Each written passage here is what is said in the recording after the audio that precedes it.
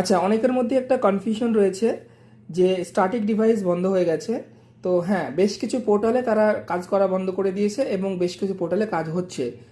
তো আমি আপনাদেরকে দেখাচ্ছি স্ট্যাটিক ডিভাইস এখানে কানেক্টেড রয়েছে এবং ব্যাংকিট পোর্টাল থেকে কাজ হচ্ছে কোনো রকম প্রবলেম ছাড়াই। দেখুন, আপনাদের সামনে আমি ট্রানজ্যাকশন করে দেখাচ্ছি। এখানে এই পেজে চলে গেলাম, এই পেজ অনে চলে গেলাম। এই পেজ অনে দেখুন, প্রথমে আমাকে টু ফ্যাক্টর অথেন্টিকেশন করতে বলছে। তো এখানটায় বায়োমেট্রিক রয়েছে, সিলেক্ট রয়েছে স্ট্যাটিক এলন। আমি জাস্ট সাবমিট করছি। ফিঙ্গারে লাইট জ্বললো, আঙুলটা রাখলাম।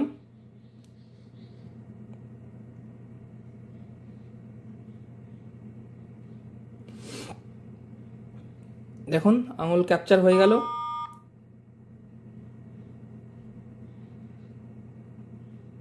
এবং দেখুন এখানে কিন্তু সাকসেস হয়ে গেল, মানে কাজ করছে ভাই।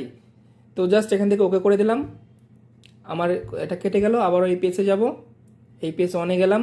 দেখুন আমার এই পেজ খুলে গেল। একটা ট্রানজ্যাকশন করেও দেখাই আপনাদেরকে, ব্যালেন্স ইনকোয়ারি। তো দেখুন এখানে আমি ব্যালেন্স ইনকোয়ারির জন্য সমস্ত ডিটেলস ফিল আপ করে দিয়েছি। মোবাইল নাম্বার জিও পেমেন্ট ব্যাংকে চেক করছি, আধার নাম্বার দিয়েছি, বায়োমেট্রিক সিলেক্ট রয়েছে এবং ডিভাইস এখানে স্ট্যাটিক রয়েছে। আমি জাস্ট ক্যাপচার ফিঙ্গারে ক্লিক করলাম, লাইট জ্বলে গেল। এখানে আঙুল রাখতে বলছি কাস্টমারকে।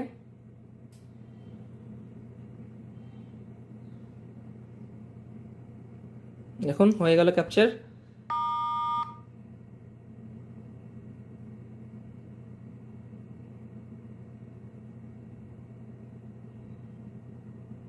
এই দেখুন সাকসেস। তো কোনো রকম প্রবলেম ছাড়াই স্ট্যাটিক ডিভাইস কাজ হচ্ছে।